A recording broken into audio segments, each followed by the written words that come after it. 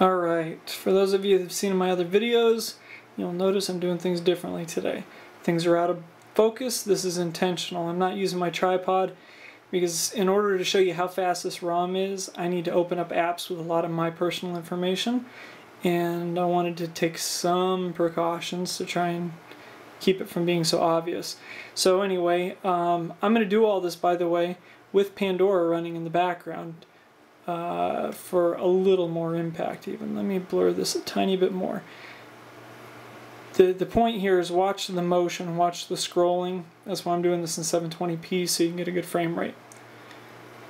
So, Pandora up.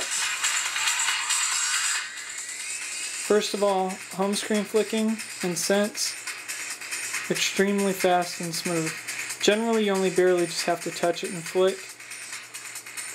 There's email, there's my friend stream, calendar, launcher. See, very smooth there. Now check this out. People. Notice the scroll bar on the right? Flying by. Gtalk. Google Voice.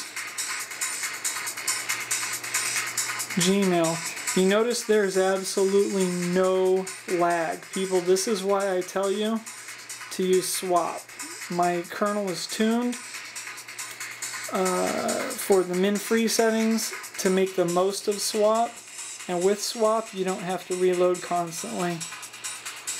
And that's why this is so fast, because you're not waiting for apps to launch here.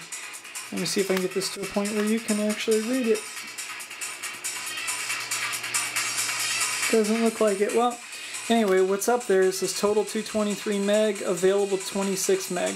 That's part of this. I try to never let the available free memory go below 25, and that lets swap do its job faster from what I understand and what I've been seeing. If swap were to get, if that low memory gets too low, swap can't run effectively.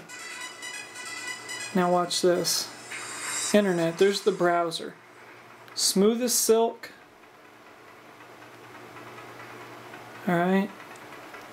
And again, all of this without anything reloading. Not Rosie, not the applications. I'll bounce again. There's Gmail, Voice, Talk, People, Internet, Mail, Messages. All of this while Pandora is running in the background. Now,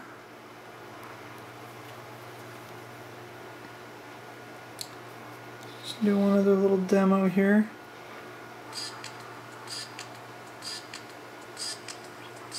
I don't know if this has any real relevance to anything other than the fact that the phone is configured properly, but I figured I'd show this off too. SpeedX, nice little time killer of a game. Use the accelerometers to steer.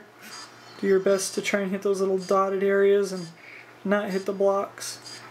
Once you hit the little dotted areas, you gain some leeway to hit the blocks and break them.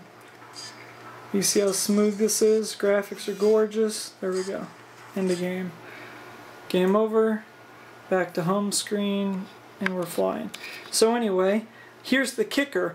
All of this is happening without optimized apps or without the optimized library. Birdman has stripped our library down almost to half the files. Turns out the ROM was loading a bunch of stuff that we didn't need, and he's managed to pull it out, which has sped things up a lot. And with the help of Boosty Scoob, we've got optimized framework and optimized apps, all the built-in ones, which reduced the RAM footprint significantly, which also sped it up.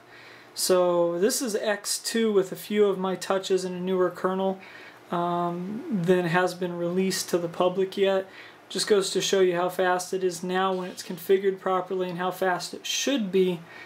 Well, I should say how fast it should run when configured properly, and it's only going to be faster as we go.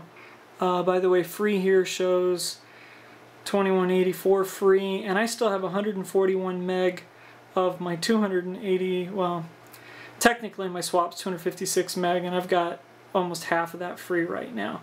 So swap is still not even being used heavily, which means a smaller partition is going to work real well, or a smaller swap file, once I get the optimized files, or we're running on that optimized ROM. So lots to look forward to, guys. Catch you later.